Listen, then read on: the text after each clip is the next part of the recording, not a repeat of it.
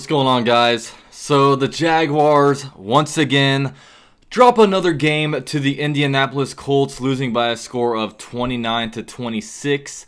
The Jaguars now drop to 3-6. They've lost 5 in a row and they've lost 6 of their last 7.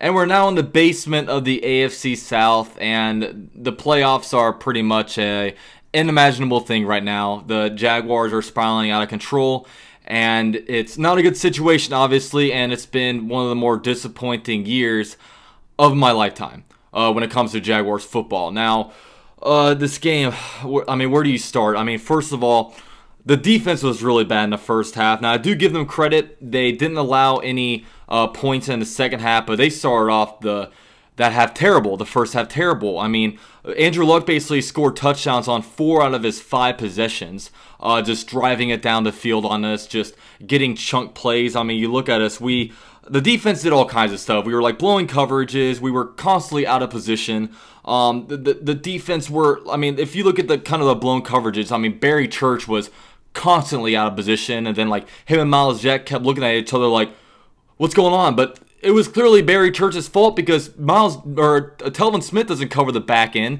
You know, when they're in a cover 2 type of set, you know, Barry Church has that back half of the field, and there was just so many miscommunications on that. Like Eric Ebron was like running wide open.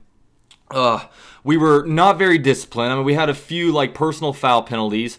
I mean, I remember we had about 2 or 3 encroachment penalties, and you know, when it comes to that penalty, I mean, I played Pop Warner football back in the day, and like literally the first like day or 2 of practice, we're literally practicing, you know, not jumping off sides, and they're over here like we have 2-3 guys jumping off sides at a time, like what's going on with that? And like, you know, we're not getting any pressure on a quarterback. And I mean, granted, the Colts, they have a really good offensive line. I think this is the 3rd game in a row they haven't let up a sack. You know, they've invested heavily in the interior of their offensive line. So, you know, whatever with that. But, you know, the big thing is, man, we're letting up a lot of explosive plays.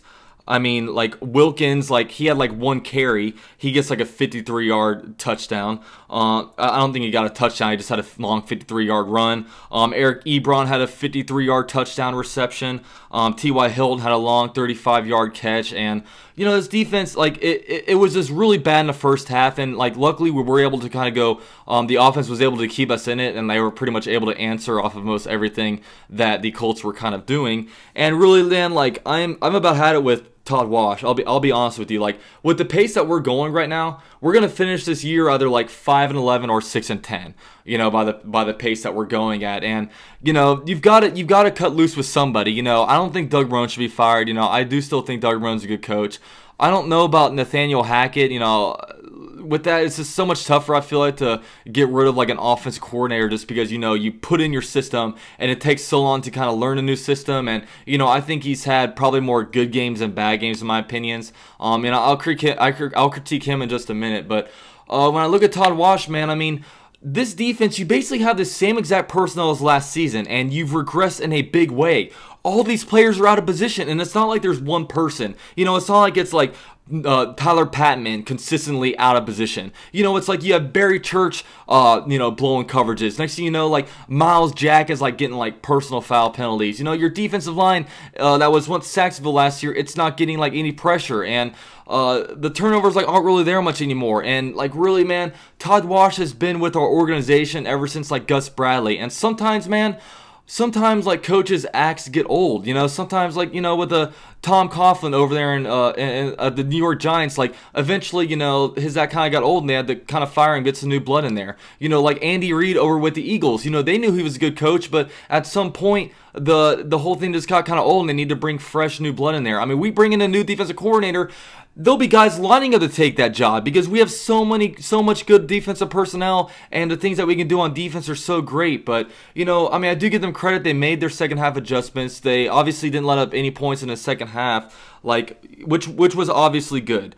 So, I mean, you look at some other things. Now, the offense, for example. Now, we had Leonard Fournette back, which was good. You know, we see a clear difference when Leonard Fournette is in there. I thought he played a pretty decent game. Now, his numbers were all like great when it comes to rushing. He had 24 attempts for 53 yards, and that's like the lowest lowest yards per carry of any like running back this season that's had at least 20 carries, which, you know, kind of says something about the offensive line. The offensive line just wasn't getting any push. They weren't getting any holes. Now, granted, there were a couple injuries. Brandon Leonard went out in the third quarter with a knee injury. That's obviously not good at all, seeing a knee injury on an offensive lineman. So Tyler Shatley had to go back in there. You also had Flowers. Flowers was in for a brief time in the third quarter, and he went out due to injury. So, you know, the offensive line just wasn't really able to get much push and open really any holes. And a lot of times Leonard Fournette was actually making something out of nothing, so that was good. He also added to the passing game, 5 receptions for 56 yards. He had a couple good screen passes.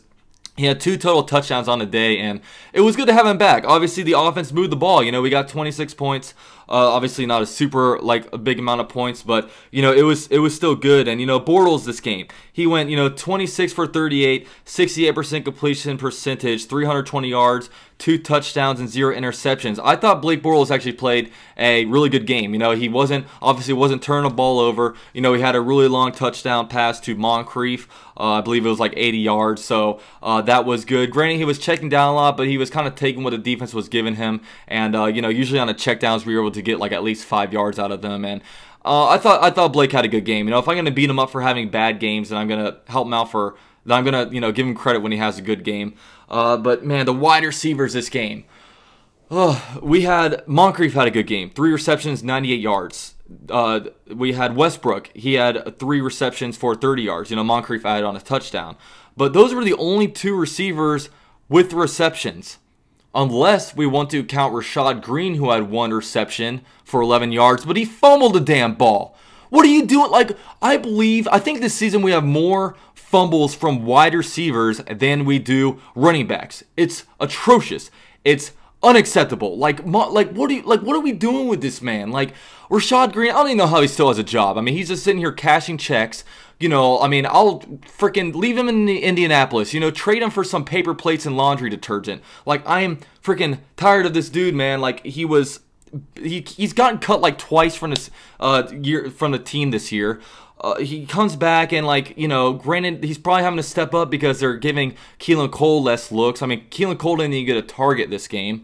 You know, you had DJ Chark get 2 targets, no receptions. You know, only 2 wide receivers with any kind of receptions today, and it's just bad. The state of the wide receiver game, you know, is not very good. And, man, like, I was so wanting, you know, Blake Bortles was down there driving. I'm like, look, I want to see a game-winning drive by Blake Bortles. I've never really seen one where he, like, puts his team on his back, carries them down the field, and we were robbed of that not because of an interception, not because he, like, a mishandle of the snap. It was because freaking Rashad Green can't hold on to a damn, like, button hook. Like, secure the ball and fall down. You know they're going to be punching the ball out, and that's exactly what they did. I mean, it's ridiculous. And, you know, you look at some other things. I mean, one thing that's bad is, like, everyone's over here, like, complaining, oh, we need a new quarterback, this, and that. Look, this game is not on Bortles, and one alarming thing from the Jaguars is we would have won this game last year. You know, we have these games where we kind of hang around opponents and we're able to kind of pull out at the end and get victories.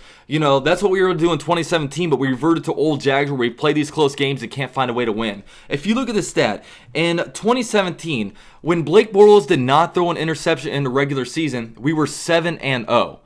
And if you want to count the playoffs, we were 9-1 where Blake Bortles did not throw an interception. This season, in games where Blake Bortles did not throw an interception, we are 0-3. You know, these last couple games, they weren't on Bortles. You know, Bortles was able to kind of move the ball pretty well.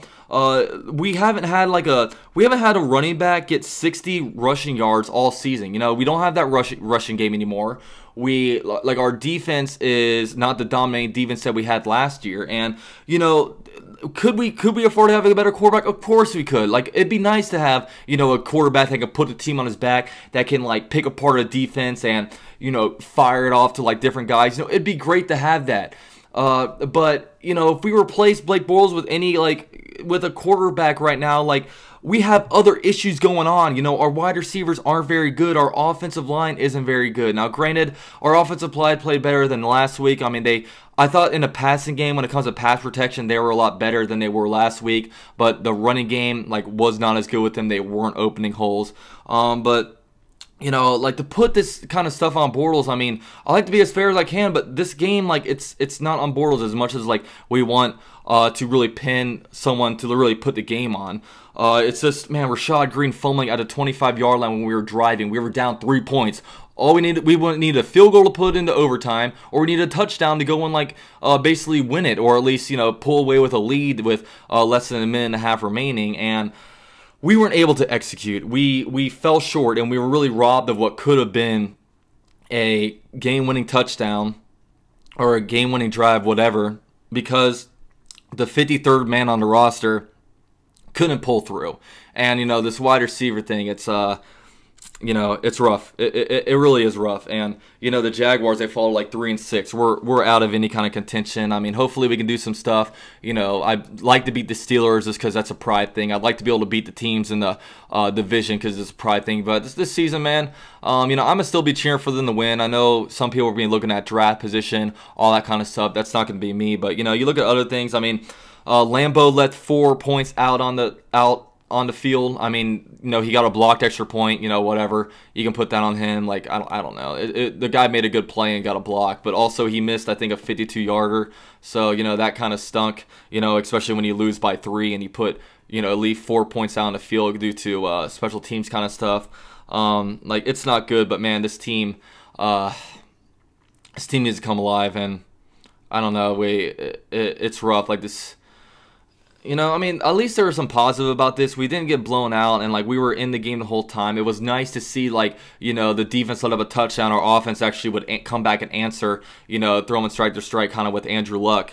But, you know, we just came up short. We came up short, and there's a lot of things we need to evaluate in the offseason, and it obviously probably starts with the quarterback. We're probably going to have to invest in a new quarterback next season, but...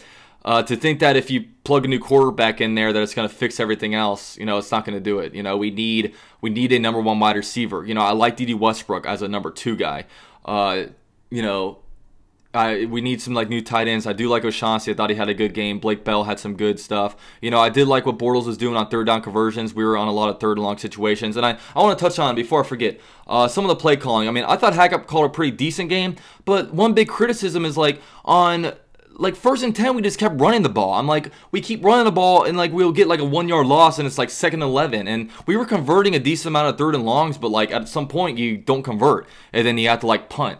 And, like, another thing that drives me nuts is, you know, we'll be back there with Fournette, 1st and 10, we'll pound. I'm like, let's just do a hard play action. And we go in there on the 1st and 10, we have Carlos Hyde in the backfield, and we play action with him. It's like, Leonard Fournette, when he's in the game, he can be used as a great decoy. Use Leonard Fournette as a decoy. You know, if you want to give him a play off, don't hand the ball to him. Use him as a play action. Like, the one time we do a play action on a 1st and 10, we use Carlos Hyde back there, and it's just annoying. Like, do something different. Do something exotic. Don't be so freaking predictable with what you're doing. So, those are my gripes. You can go back on my freaking... I mean, I was kind of ripping Rashad Green a new asshole in the live stream reactions, and probably said some things I regret, but whatever. I just don't like losing. It's frustrating to see this team losing the way they do, just finding ways to lose. And, you know, last year we were able to pull out and win these kind of games, but this year not so much. And I don't know. It's rough, guys. It's rough. But kind of touched on everything I wanted to say. I mean, the run game needs to be better. Defense needs to be better.